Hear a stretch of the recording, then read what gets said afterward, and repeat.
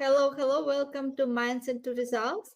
And today our guest is the Sean Martin. He is a healthcare entrepreneur, husband and dad, and also founder of Real Success Mentors. Hi, Sean. How are you, Elena? Great, great. Thank you to being guest in our podcast. My pleasure. Thanks for giving us the platform. I appreciate it.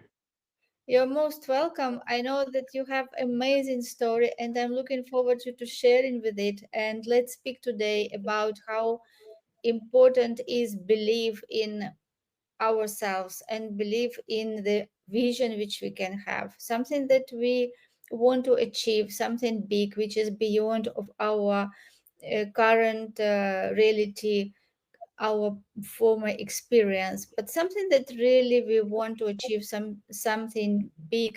And how this belief can help us to go through different challenges and do the work which should be done to achieve our dreams. Absolutely. Well, I always say life is a journey, and we never know how that journey is going to pan out. Everybody's different paths cross at some point. Some of us stay on the same road for longer than others, and some of us break apart only to find each other again later or never see each other again. But life is one big, amazing journey. I've been very, very blessed to start from very humble beginnings. I'm from a housing project in the Bronx, New York. I was raised by a single mother who immigrated here with her family from the Dominican Republic in the Caribbean at the age of 11, didn't speak a word of English. And here I am using my life and my gifts and tools a generation later with no thought of anything in return, just the idea of spreading love, giving hope, and planting seeds in the form of the knowledge and the wisdom that I've acquired over the years through taking the lumps and through trial and error and making the mistakes of coming from such humble beginnings, but being blessed enough to have this desire and this dream within me that I wanted more, that I wanted to be more, that everything in my fabric told me I was more, but I had no clue what that more was. I had no clue how I was going to get it, who was going to help me get it. But I just knew it was just something that nagged me from early on. And I think that so many of us have it as children. We live freely, we dream, and then our parents and our environment and our realities of the world kind of make us just a bit smaller and dream just a bit more realistically. But I was fortunate enough in my journey to be raised with a lot of love in the form of my mom, who poured all of her heart into me. And even though we didn't have a lot in terms of material wealth or things or nice clothes or a nice apartment or a car or vacations, we had love, we had honesty, and those things would later come to serve me in life. I didn't realize the value that they had, but they were basically planted in me early. And you spoke about dreaming big. And the biggest gift that I was ever given by my mother was at a very early age, she read me a book called The Little Engine That Could. And it was about these toys that needed to make it to the top of the hill, and all the big trains and the trains that were plenty capable of getting all these toys up the hill with no problem passed them by and didn't want to give them a ride. And here comes this raggedy little blue engine. And it's basically on its last legs, barely has the strength, but somehow picks up these toys and gets them up the hill. And all the while it's chugging and it's saying, I think I can, I think I can, I think I can. And it's just creeping up that hill ever so slowly. But eventually it makes it to the top of that hill and all the toys are happy and we live happily ever after. And this is life. This is the pursuit of a purpose greater than ourselves. I didn't know it at that age, and I'm still figuring it out now. But essentially, we are all that engine trying to get up this hill. And it's in the small things that we tell ourselves, I think I can, I think I can, I think I can. And then it becomes, I know I can, I know I can, I know I can. And you've got the wisdom and the patience to understand that there's a process behind success, that's when the magic happens, because you put in the work, you don't expect the results immediately. You've given over that control to God or the universe or whatever you believe in, but you know with all certainty, like the outcome that you're seeking is yours. It just hasn't reached you yet, or you haven't reached it yet. Um, that confidence started early, or better yet, that belief started early. That confidence only came over time and through making mistakes and through trial and error and through doing things the wrong way to then get discouraged, pick yourself up, tell yourself, I think I can, and then try again. And then eventually you find a way. And that's been my life. Everything's been trial and error, learning the hard way. And the only fuel that has allowed me to keep going is that belief. And that belief was fostered at a very young age for me, thank God, in the form of that book. I think I can, I think I can. Something so simple. But I think it's something so poignant because that's the difference between me and so many people that didn't make it out. I thought I could. They never gave it a second thought. It just wasn't a reality for them. So they stood where they were and they didn't learn anything new. And that is not to say anything bad about anybody where I came from. They are products of their environment and their reality. But in the same token, I'm a product of that same environment and that same reality. But it just goes to show you how that incremental shift in your own beliefs changes everything. And that changed everything for me at an early age. Very amazing story. Thank you for sharing. Your mother definitely did such a great job to raise you with confidence and believe in yourself. Yes, and believe that what you want is possible. And that book, of course, was a great tool for you to imagine your success. Yes, so uh, as we spoke about these mothers and children, I'm also a mother. I have a daughter, she's 16. And I always thought that if there would be one thing for parents that would be the most important thing to do with raising their children, it would be helping them grow confident in themselves, helping them Yes. grow with good self-esteem, like to be the person who have values, who respects himself or herself and respects others. And I think this is what exactly I did with bringing up my daughter. And I see in your story that your mother did the same. And it really is so important for children, because my daughter sometimes comes to school and say that uh, there are some children which are afraid of getting lower grades, and some cases were that even like one girl was changing the grade to higher. And my Right. daughter asked her, why you doing this? She said, because I will be punished if I bring this grade. Right. And for my daughter, it was so strange because she doesn't never see this, anything like this, because they never Right. even speak about that. And she says like, but grades doesn't tell the how intelligent the person is. It's just a grade. Yes, Right. exactly. Yes. She So doesn't let's. give, you don't Mm, give that grade the same value as someone else because there must be some level of confidence in your home through you that says to her, your daughter, that I am not this grade. I am much more than this grade. And yes, this grade may be a reflection of my knowledge of this particular subject or how much I prepared for this test, but it is not me. Whereas this other person has this pressure of definition that has also most likely been put on them through their parents, where that grade is a defining aspect of who they are. And that can show you the dynamic, right, of thoughts and beliefs. These aren't necessarily bad values that they're teaching them, and these aren't necessarily good values that you're teaching your daughter, but they are perceived these ways by the people in those homes. And that's the power of perception. I have my own way of raising my children, which doesn't add as much value to schools or grades, just like you, even though my daughter's only 7 now.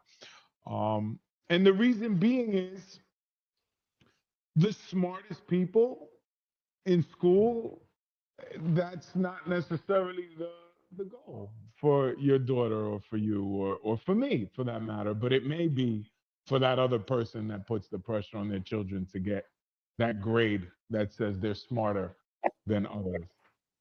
Yeah, and you know what I said, my daughter? Like I said, it is just so ridiculous. Like people push their children to lie, like in order not to be punished, they like not directly by indirectly they teach them to lie. Like the children prefer to lie, yes, more than to be honest. It is just Right. really ridiculous things, and that is why we should be very conscious about this education system, because education system makes people just to learn things, repeat things, and think that they are their grades. Yes, like this Right. grade, they like look at them and they create the picture about themselves, who they are, right? But it is not true. People are not grades. Yeah, Right. and also the system which doesn't teach to implement things. Yes, all the system is just about repeating things.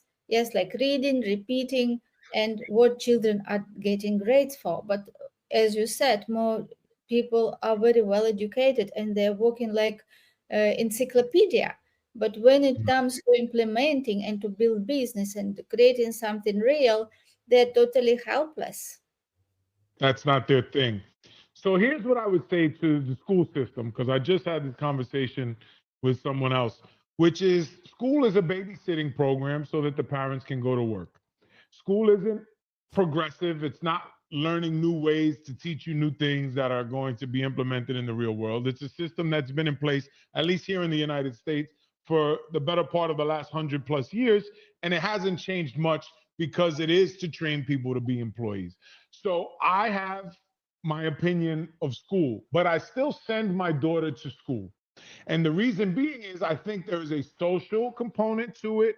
I think there's value to it, but I don't place as much stock in the education and the value of the tools that they're learning and their application to real life. But this ties in, Elena, to exactly what we say about belief. I can have that belief about school and still happily send my daughter there every day. Today was her first day of second grade. She was nervous. I thought it was cute. We all walked to the bus stop. There's a whole rite of passage. The pictures go up on social media.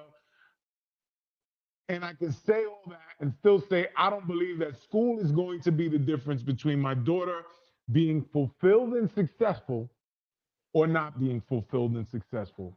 And no pressure, parents, but it comes from us. We're the ones who are going to build the foundation that is going to create a healthy human being that can then go into the world, be authentic and honest, because that is a lost art form to just be you and not be apologetic for it, right? We've got to make everybody feel comfortable now because we might offend somebody. Fuck that. If you're offended, you don't have to listen. And I'm not saying preach hate or preach anything ridiculous. I just mean maybe I have an opinion that doesn't line up with yours. It's okay. Just like school, you have an opinion of grades that doesn't line up with one of her parents, her friend's parents. So what? We can agree to disagree. But with that said, we and only we have the power to to put in the work, and that goes for not only whatever we're seeking professionally but in our family lives. How many of us educate ourselves on our business, right? You do your business every day and you get better at it. And if you do parenting every day, you will get better at it. But then if you can accelerate that process through learning or joining groups or surrounding yourselves with other parents that have the same belief systems, that they want to raise their children in a good foundation, because one day, Elena, you're going to have to let that young lady go into the world, and all you have is the trust that you did the best that you could and prepared her, but then she's got to go out there and figure that out for herself. And I'm faced with the same thing.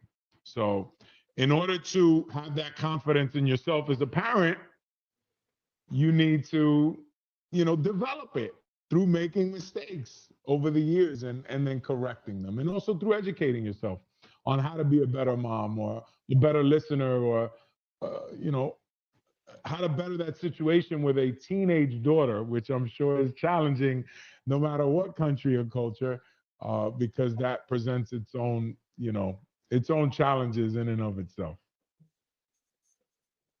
About challenges again.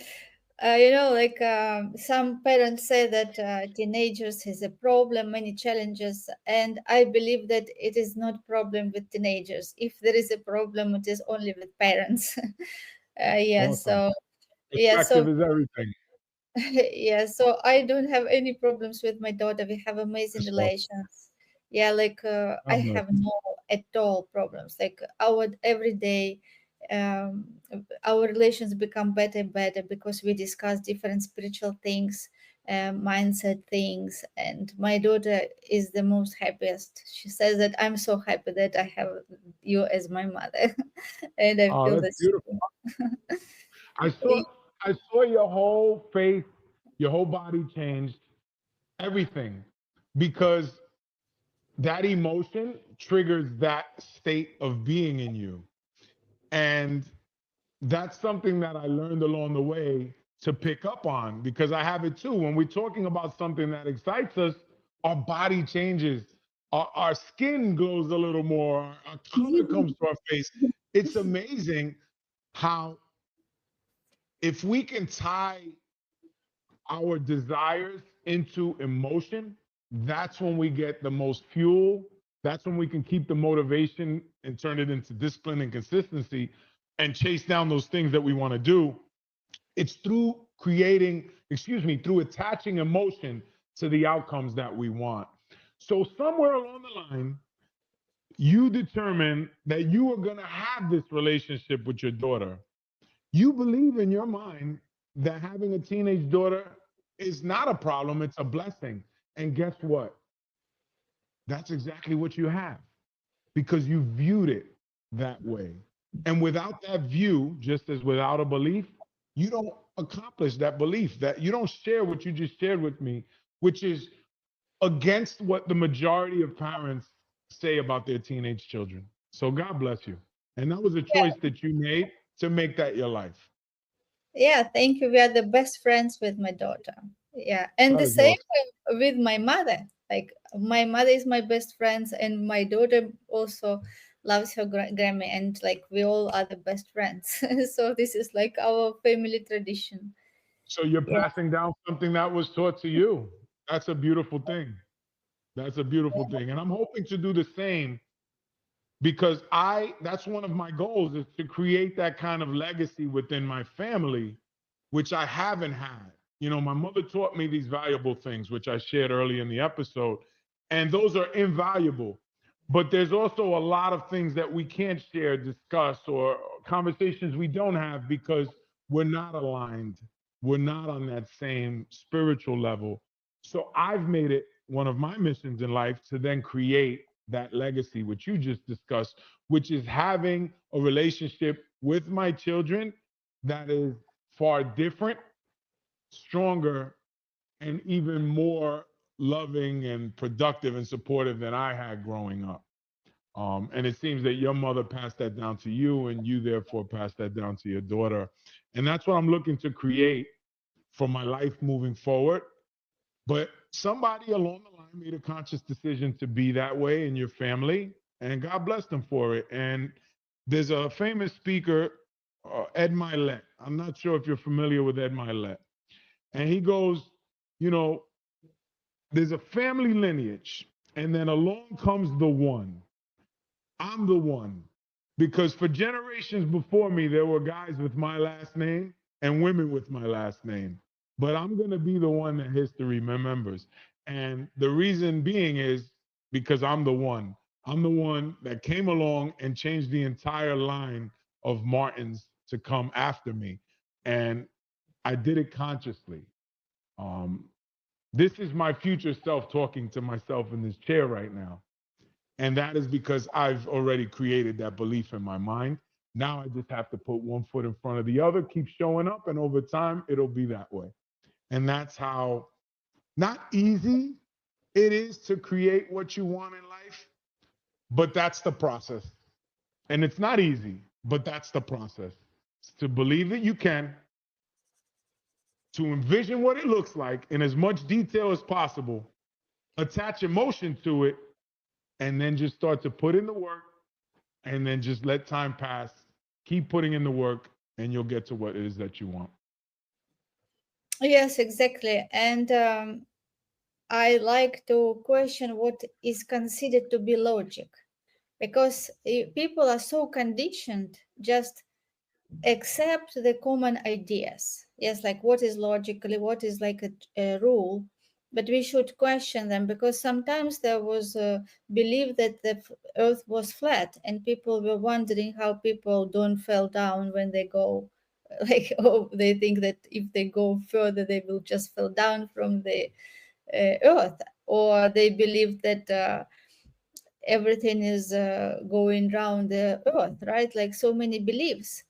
And Right? for example, people who wanted to create the things which we all use, for example, electricity, or Wright brothers who created airplanes, they were the only people who thought that it was logical. For other Right? people, for rest of the world, it was not logical. Yes, and Impossible. yeah, it was not impossible, it was not logical, it was just ridiculous. And just because of those people who could see that bigger vision and who could think their way, yes, and they thought what they wanted, and that vision which they had was just available for them, right? And because they were kept this vision and kept moving forward, now we all use electricity, we travel by airplanes, and it is about every invention which is so common in our time. Yeah, so it Mhm. is always good to question what is logic and choose what is logic for you, not what is logic for other people, because every person has can have different logic, right? Because Right. every people are different and everyone can have the vision that for him it will be logical but not for other people.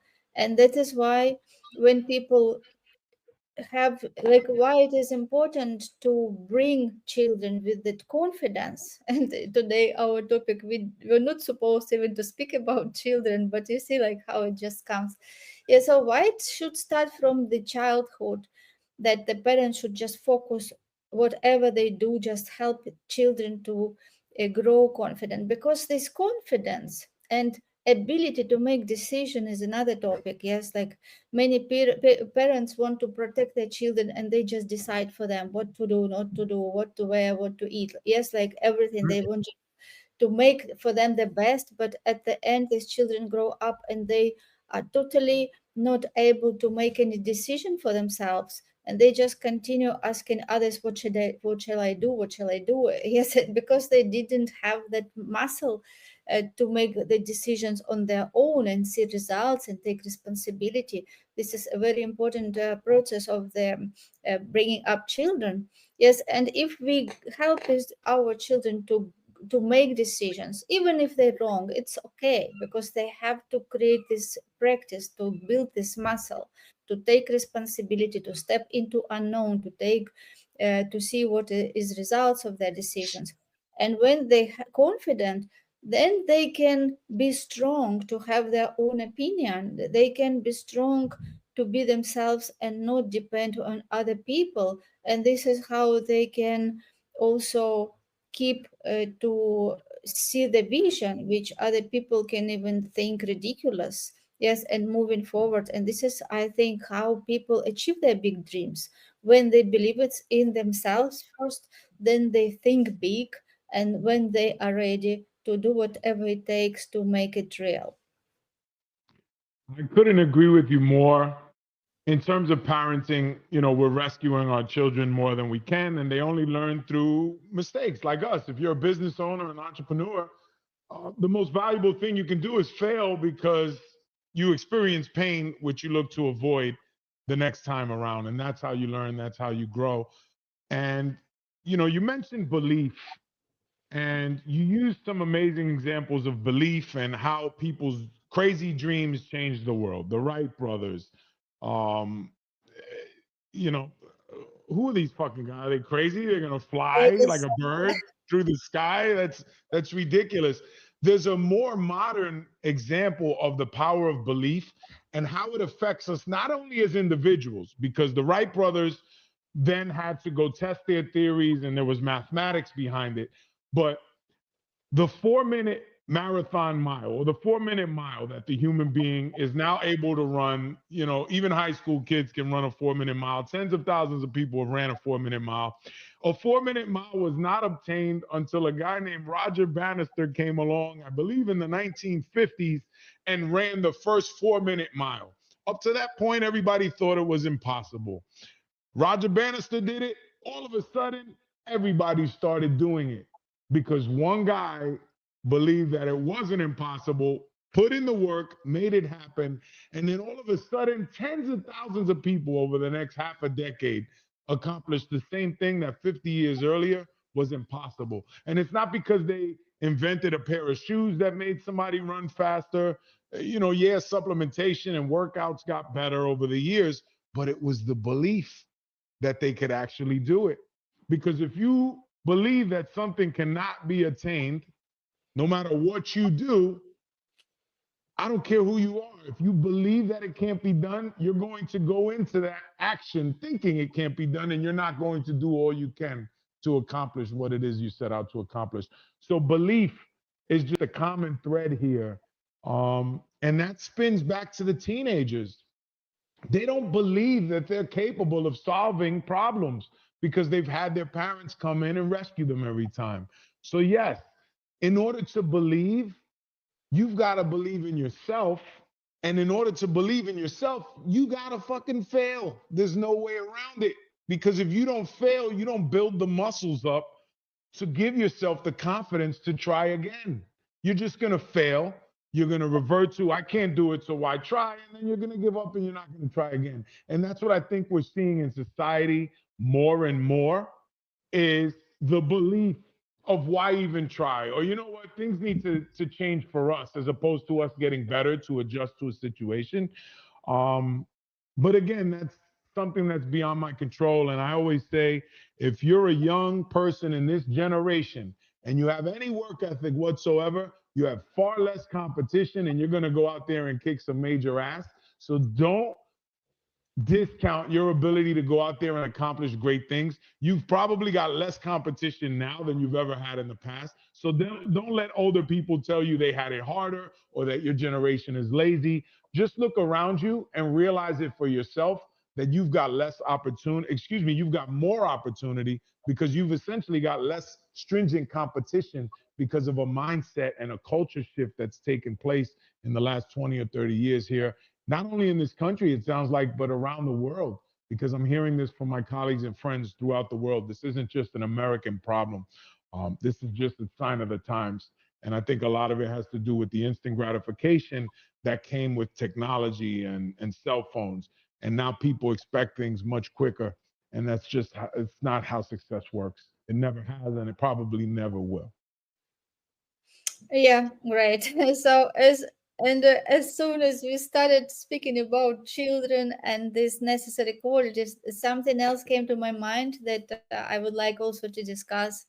I think it is important that also what I teach my daughter, not to look for approval, like of everybody approval, not to want to be nice for everybody. Yeah, so because it is not possible to be liked but everybody. I know this from my own experience. Like before I thought that I'm so good, everybody should like me, like.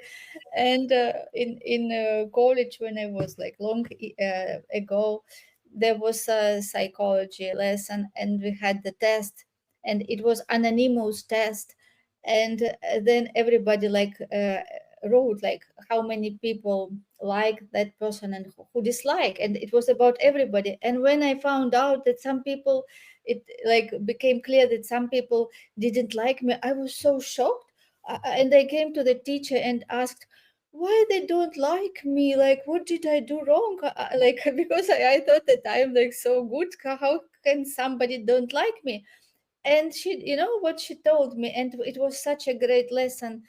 She told me that because you have personality, you have character, you are not like not meat not fish, you are strong character. So you don't just please everybody, and because you have strong character, it is okay that some people who resonate with you, they will like you.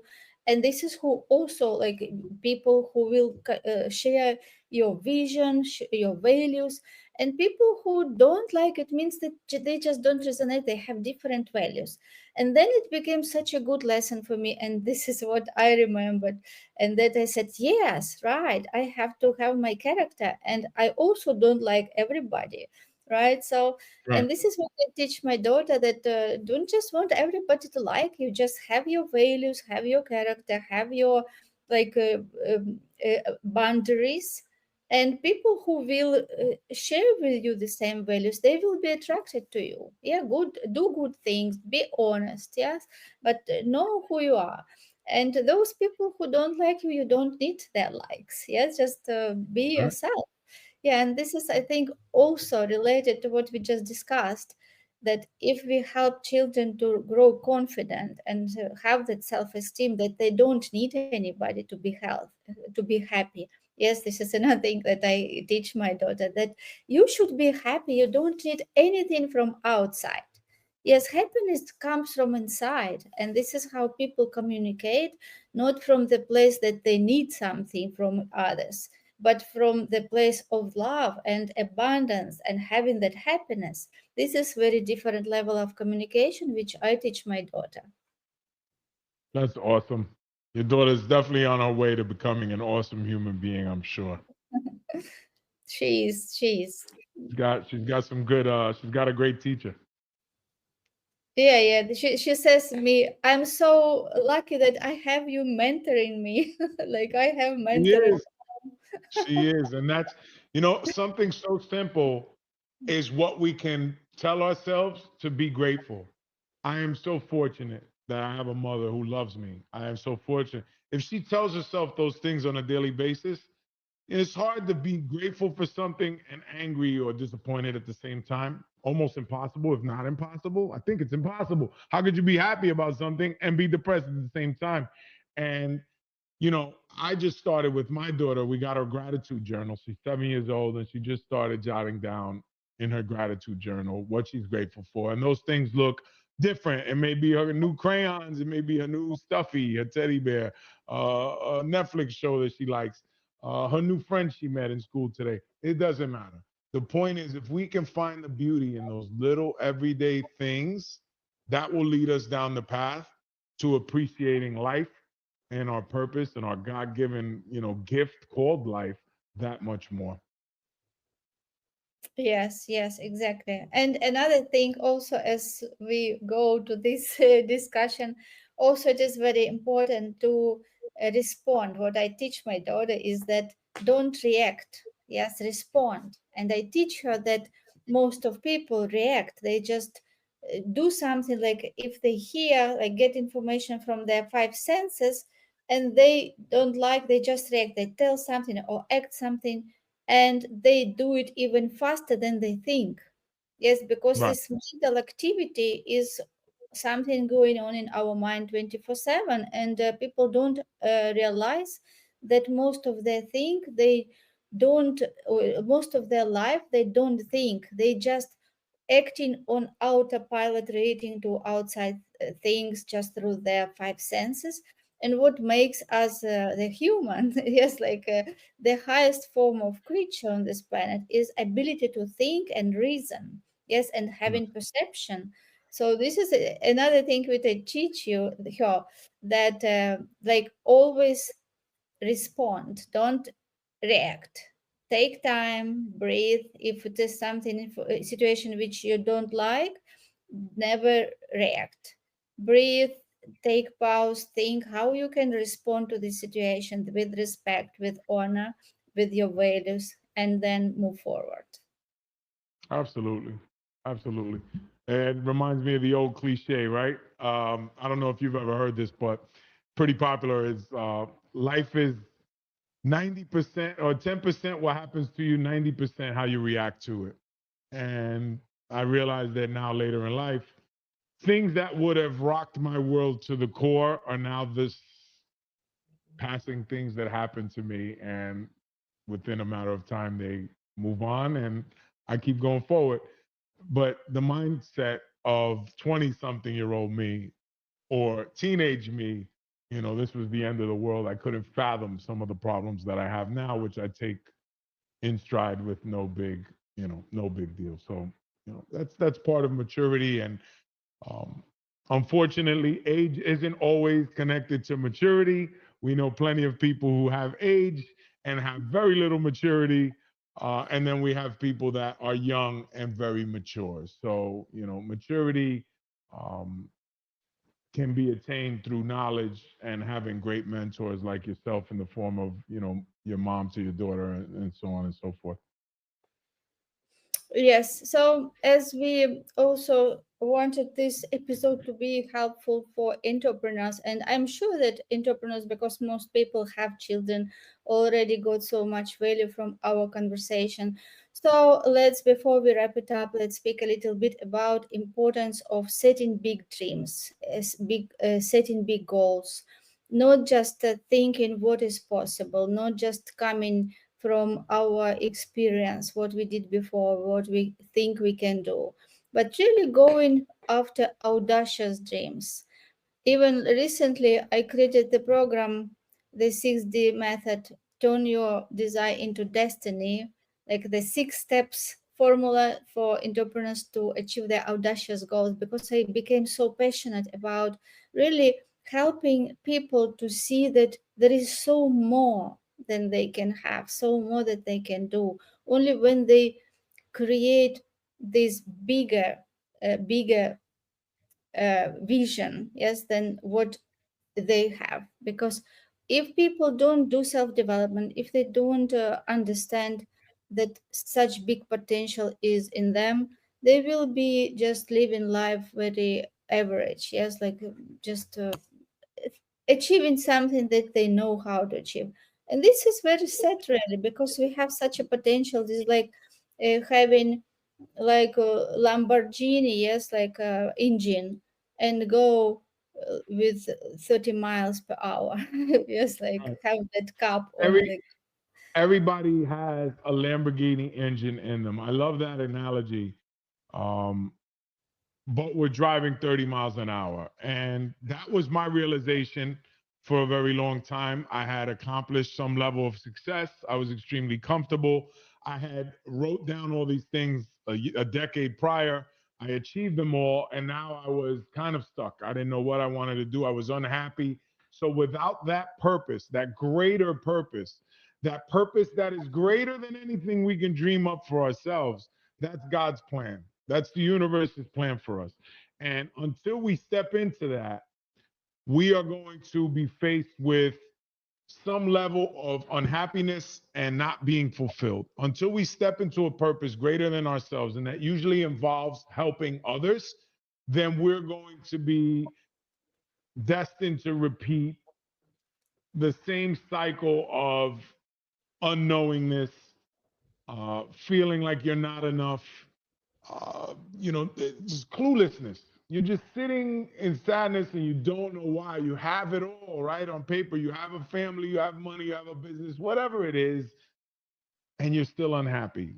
That's because you've been called to do something else and you haven't realized it, stepped into it, or had the courage. You may know what that thing is, you just maybe haven't had the courage to go after it. And so many of us are faced with that same dilemma.